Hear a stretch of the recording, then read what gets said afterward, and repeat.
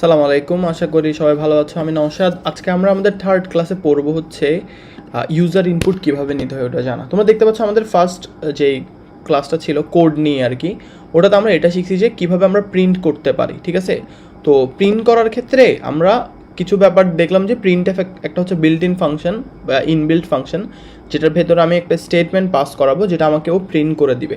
এতটুকুই আমরা প্রিন্ট এফে শিখছি। যদি এটাকে আমি রান করাই তখন দেখতে পাচ্ছি আমি যেটা লিখবো ওটা আমাকেও প্রিন্ট করে দিছে। ঠিক আছে, এই যে দেখতে পাচ্ছি। এখন দেখো, এটা আমাদের তো ফার্স্ট কোড গেলোই। ঠিক আছে, এখন আমরা দেখবো যে কি ইউজার ইনপুট নেয়া। ইউজার ইনপুট মানে কি, দেখো আমি এখানে কোনো কিছু লিখলাম, ঠিক আছে, যেটা আমি রান করলে ও আমাকে প্রিন্ট করে নিচে প্রিন্ট করে দিল। ঠিক আছে, এতটুকু আমরা করলাম। এখন আমরা দেখবো কি, আমরা টার্মিনাল যেটা নিচে ওপেন হচ্ছে রান করার পর যেটা ওপেন হয় এটাকে টার্মিনাল বলি। এই টার্মিনালে কোনো একটা কমান্ড লিখবো যার রেসপেক্টে টার্মিনালে আমাকে আনসারটা দিবে। ব্যাপারটা বুঝছো? তো তোমরা আসলে কোডগুলো তো মাত্র শুরু করছো, তোমরা এই ব্যাপারগুলো হয়তো বা প্রথম দিকে ধরতে পারবে না, পরে আমরা দেখবো যে আসলে কেমনভাবে কাজ করে। পরবর্তীতে আমরা দেখো এখানে পাশে সাম কোড যেটা আছে এটা করবো আমরা এর পরের ভিডিওতেই, তখন আমরা বুঝবো যে আসলে ইউজার ইনপুটের ব্যাপারটা কি। ঠিক আছে, তো আজকে আমরা দেখবো ইউজার ইনপুট কীভাবে করতে হয়। মানে এখানে আমি ডিরেক্ট লিখে দিয়েছিলাম যে নওশাদ, নওশাদ, তো আমাকে প্রিন্ট করে দিছে। এখন আমরা কোডের মধ্যে এমন একটা ব্যবস্থা করব যে ক্ষেত্রে আমরা নিচে যা লিখবো তা হবে। এভাবেও চিন্তা করতে পারি। মনে করো আমি এখানে নওশাদ এই স্টেটমেন্টটা লিখলাম, তো আমাকে আউটপুট এভাবে দিল।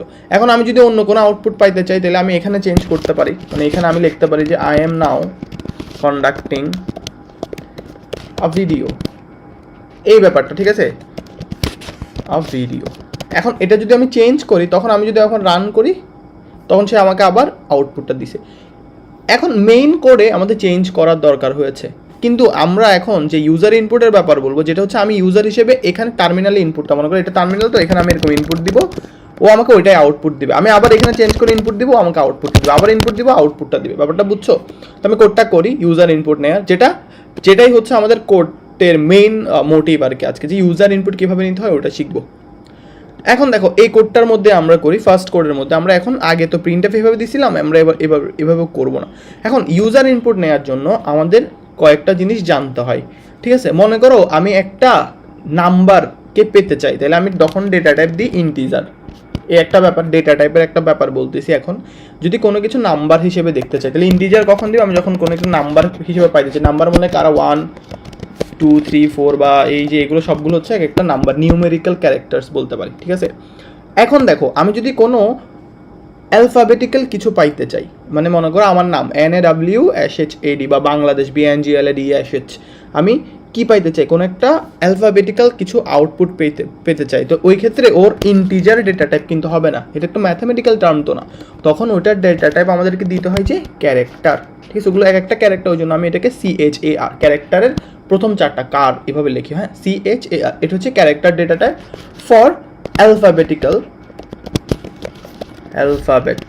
অ্যালফাবেটসের জন্য আমরা এটা ইউজ করি। মনে করি ABCD বা এই টাইপের জিনিসপত্রের জন্য আমরা কি ইউজ করি, ক্যারেক্টার ডেটা টাইপটা ইউজ করি। তাহলে আমি দেখো এর আগে ইন্টিজার দিছিলাম, data type main function integer দিছিলাম, তার মানে ও আমাকে আউটপুট হিসেবে ইন্টিজার দিছে। এখন দেখো ক্যারেক্টার ব্যাপারটা কি, কোনো কিছু যদি আমি নাম হিসেবে পাইতে চাই তখন সেটাকে আমরা ক্যারেক্টার হিসেবে চিন্তা করবো। ঠিক আছে, আমরা এগুলো নিয়ে অনেক জিনিস পড়তে থাকবো সামনে, কিন্তু এখন আপাতত এতটুকুই এই কোডের জন্য দরকার আছে। আমি যখন 10টা কোড করবো একসাথে, মানে এই সিরিজের, তখন দেখবা তোমার বেসিকগুলো তোমার শিখা বা তোমার জিনিসপত্র জানা, সি সম্পর্কে ডিটেল জানা, ওইটার অ্যাবিলিটি অনেক বেশি বেড়ে গেছে।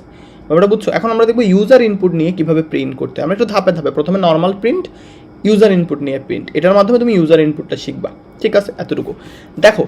ইউজার ইনপুট যদি নিতে হয় তখন আমরা এখানে কয়েকটা কাজ করতে হয়। ঠিক আছে, কাজ করতে হয় মানে কি, ইউজার ইনপুট আমরা একটা ভ্যারিয়েবলের রেসপেক্টে নিই, তাহলে আমি প্রথমে একটা ভ্যারিয়েবলকে ডিক্লেয়ার করতে হয়, যেটা প্রিন্টে ছিল না, এটা একটা নতুন জিনিস। তাহলে প্রথম কাজ হচ্ছে কি, ভ্যারিয়েবল ডিক্লেয়ার। বুঝাইতে পারছি? ভ্যারিয়েবল ডিক্লেয়ার করতে হবে একটা ভ্যারিয়েবল। তাহলে ভ্যারিয়েবল কীভাবে ডিক্লেয়ার করে এটা আমি দেখাবো, ফার্স্ট স্টেপ।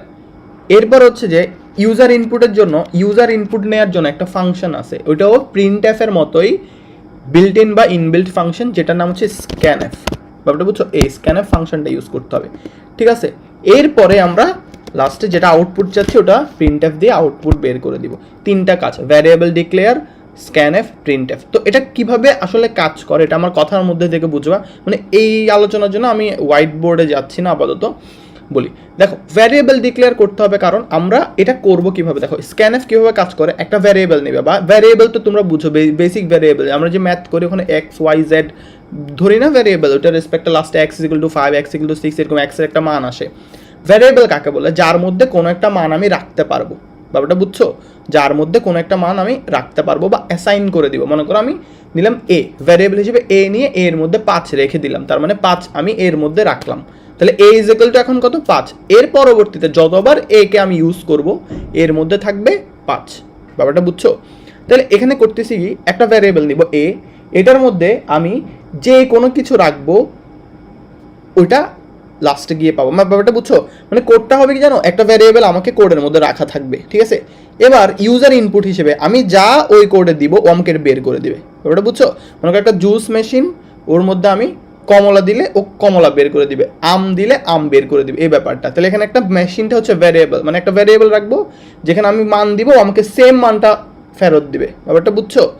তো ওই জন্য আমরা যখন ইউজার ইনপুট নিই তখন একটা ভ্যারিয়েবল ডিক্লেয়ার করতে হয়। তো আমরা যদি একটা কোড করি তাহলে শুরুতে আমরা ভ্যারিয়েবলগুলো ডিক্লেয়ার করি। সো প্রথম ভ্যারিয়েবলটা আমরা কিভাবে ডিক্লেয়ার করব, ঠিক আছে। তো আমরা প্রথমে একটা ভ্যারিয়েবল ডিক্লেয়ার করলাম, যেমন এভাবে, সেটা হচ্ছে মনে করো ইন্ট এ। হ্যাঁ, এটা দ্বারা কি বুঝাই, এ একটা ভ্যারিয়েবল যেটা হচ্ছে ইন্টিজার টাইপের ডেটা টাইপ। হ্যাঁ, তার টাইপ হচ্ছে ইন্টিজার। ইন্টিজার বলতে কারা, 1 2 3 4, ব্যাপারটা বুঝছো। এরপরে আমরা আরেক রকম ভাবে করতে পারি, যেমন ক্যারেক্টার, এটা একটা ডেটা টাইপ ক্যারেক্টার এ।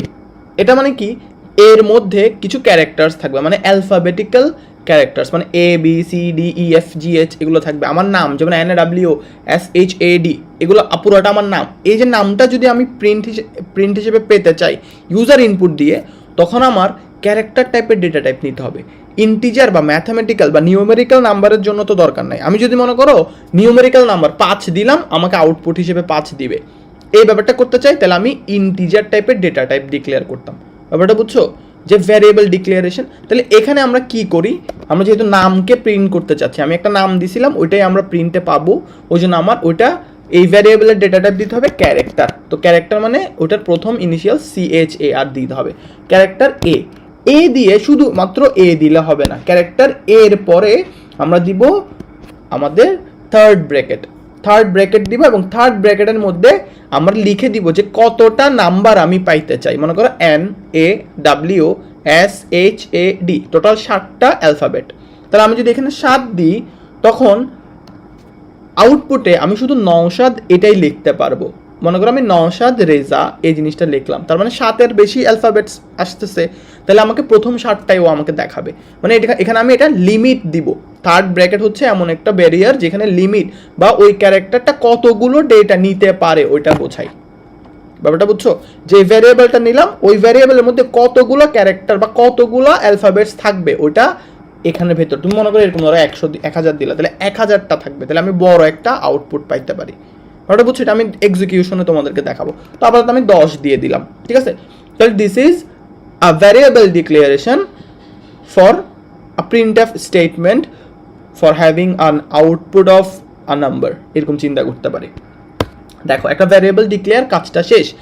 এরপরে আমরা স্ক্যানএফ টানবো, মানে আমি এবার ইউজার ইনপুট নিব।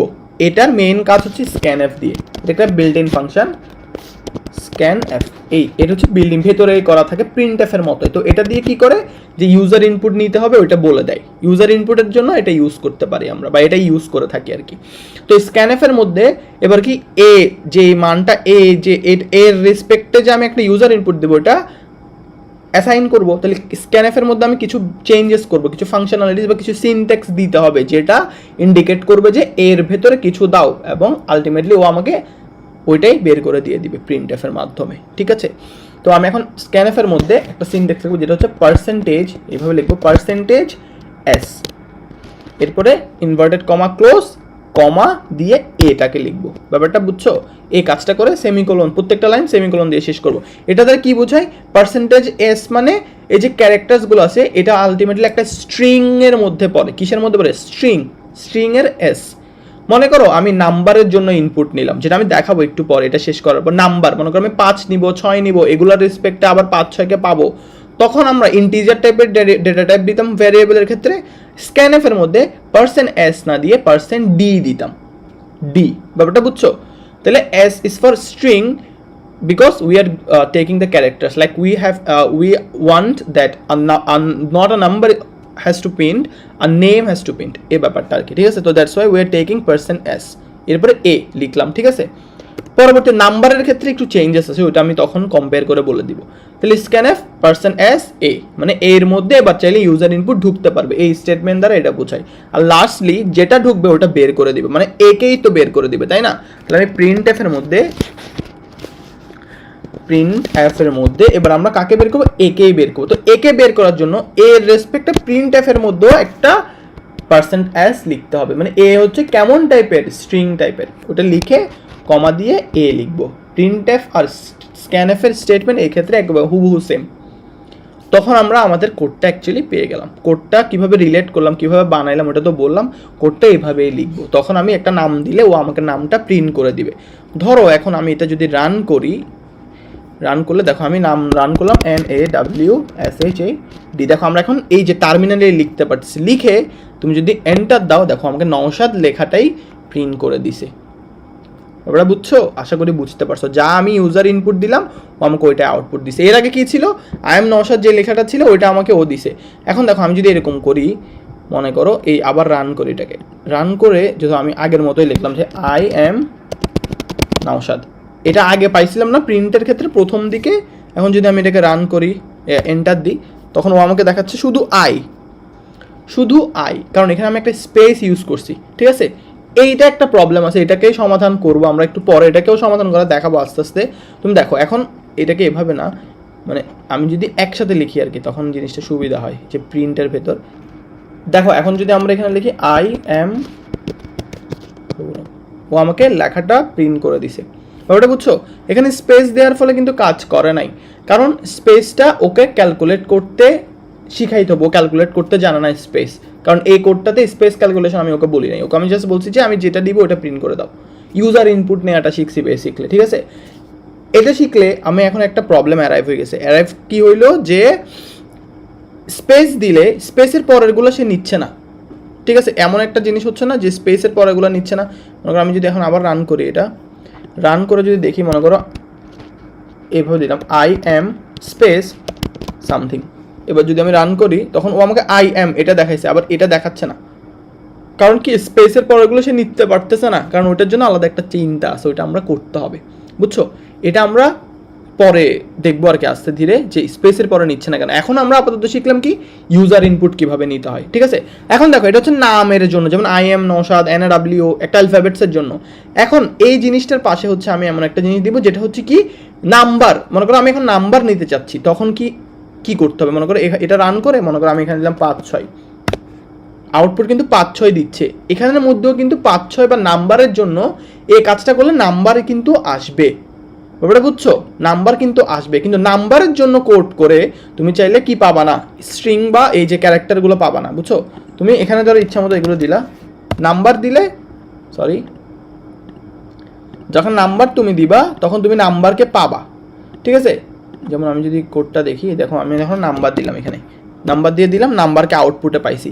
কিন্তু নাম্বারের জন্য যদি তুমি এখানে কাজ করো তাহলে তুমি কিন্তু ক্যারেক্টার দিলে তখন ইনপুটটা পাবা না। তো নাম্বারের জন্য বেসিক্যালি কি করি আমরা, এরকম করি না। নাম্বারের জন্য খুব সহজ, আমরা সেখানে প্রথমে ডেটা টাইপটা এভাবে লিখি, ইন্টিজার এ, জাস্ট এতটুকু লিখলে হবে, কোনো লিমিট বা কিছু লাগবে না, জাস্ট ইন্টিজার এ একটা ভ্যারিয়েবল ডিক্লেয়ার করলাম।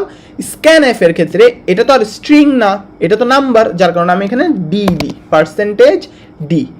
আর এই জায়গাতে আগে শুধু এ দিয়েছিলাম, %s a বা ভ্যারিয়েবলের নামটা। এখন দেখো এ আমরা দিব না, আমরা জাস্ট এখানে এর পরিবর্তে আমরা দিব %d এর পরে এর পাশে দিব আমরা %, এই সাইনটাকে বলা হচ্ছে %, এই সাইনটা ইউজ করবো %a। এটা দেওয়ার পর প্রিন্টএফ এও এই যে %d, প্রিন্টএফ আর স্ক্যানএফ এর মধ্যে যে %d থাকলে %d, %s থাকলে %s দিতে হবে। এইখানে এর রেসপেক্ট আমি এভাবে করব, যদি কোনো নাম্বারের জন্য পেতে চাই তখন আমরা এই কাজটা করি, ব্যাপারটা বুঝছো? এখন নাম্বারের জন্য পেতে চাই এই কাজটা করি। এখন যেটা এটাকে রান করি আমরা, এই রান করে যদি আমি এখানে নাম্বার দিই, ও আমাকে নাম্বারটা দেখাচ্ছে। এবার দেখো ক্যারেক্টারের জন্য করে আমি কিন্তু নাম্বারকে পাইছিলাম, এবার দেখো নাম্বারের জন্য করে আমি ক্যারেক্টার পাই কিনা। এখন যদি আমি এটাকে রান করে এখানে যদি আমি লিখি NAWSHAD, ও কিন্তু আমাকে দেখাচ্ছে 1, মানে পাচ্ছি না আমি। ব্যাপারটা বুঝছো? এটা হচ্ছে কথা। তো ক্যারেক্টারের জন্য আমি করলে নাম্বারটা পাবো, কিন্তু নাম্বারের জন্য করে আমি ক্যারেক্টারটা পাবো না। তাহলে এটা হচ্ছে ইউজার ইনপুট কীভাবে নিতে হয়, একটা ছোট আকারে শিখা যে ইউজার ইনপুট কী, তারপরে নাম্বারের জন্য এই পার্সেন্টেজ এস দিতে হবে, আর এখানে এই যে স্ক্যানএফ এর মধ্যে কী কী লিখবো, প্রিন্টের মধ্যে কী কী লিখবো। আগে কী করছিলাম, প্রিন্টের মধ্যে কমার মধ্যে আমি জাস্ট এখানে কিছু একটা লিখে দিয়েছিলাম, দেওয়ার পরে আমি জাস্ট এখানে এরকম করে দিছি, তো যেটা দিছিলাম ওটা আমার প্রিন্ট করে দিয়ে দিছে, ঠিক আছে না? এমনটা হয়েছিল, বুঝছো? এইরকম একটা জিনিস দিছিলাম, ও আমাকে এটাই প্রিন্ট করে দিছে, ঠিক আছে? দেখো এখানে যেটা দিছিলাম ওটা প্রিন্ট করে দেবে। এখানে তো স্ক্যানএফ কাজ করতে, সরি স্ক্যানএফটা কাজ না করে, আমি জাস্ট মুছে ফেলি। তারপরে এই দুইটা জাস্ট মুছে ফেলি। এবার হচ্ছে কি, মানে এখানে যা দিছে তাই, মনে করে এখানে যা দিছে তাই, যে আউটপুট চলে আসছে, মানে যা আমি দিছি তা। এখন যদি আমি কোনো কিছু চেঞ্জ করি, এখানে আর চেঞ্জ করতে, টার্মিনালে আমি আর লিখলে কিন্তু আসবে না, টার্মিনালে কিছু করতে পারতেছি না, আমার এখানেই চেঞ্জ করতে হবে। এখানে চেঞ্জ করে কোডটাকে যদি আবার রান করি, ও আমাকে আবার ওটাই দিবে, ওটা বুঝছো? কিন্তু এখন ইউজার ইনপুট দিয়ে আমি এখানে যা লিখবো তা পাচ্ছি, এটা করতে পারলাম আর কি। এটা হচ্ছে আমরা কোড থেকে শিখলাম, বুঝছো ব্যাপারটা? এখন দেখো এখানে এটা করতে গিয়ে আমি দেখলাম যে স্পেসের পর আর কাজ করে না, তাহলে ওই প্রবলেমটা সলভ করতে হবে। আর নাম্বার যদি আমি ইউজার ইনপুটে পেতে চাই, তখন আমি ফরমেশনটা তোমাদেরকে দেখাচ্ছি। যদি নাম্বার পেতে চাই তখন আমরা কি করতে পারি, এখানে কিছু এক্সট্রা এখানে পার্সেন্টেজ দিয়ে দিব, আর এ তো আগে খালি দিয়েছিলাম ক্যারেক্টারের জন্য, এখানে n% দিব, আর এখানেও সেম এই যে পার্সেন্টেজ দিই, আর এখানে এই কাজটা আমি করবো নাম্বার যদি পেতে চাই কোনো, তাহলে এটাই আমরা বারবার ইউজ করবো, ঠিক আছে? কোনো নাম্বারকে নিতে চাইলে আমি এই ফরম্যাটটাই বেশি বেশি ইউজ করবো নাম্বারের ক্ষেত্রে, তখন নাম্বারটা আউটপুট হিসেবে পাচ্ছি। আশা করি বুঝতে পারছো, ঠিক আছে? ইউজার ইনপুটই ছিল এই ভিডিওর মেন উদ্দেশ্য আর কি। ধন্যবাদ সবাইকে।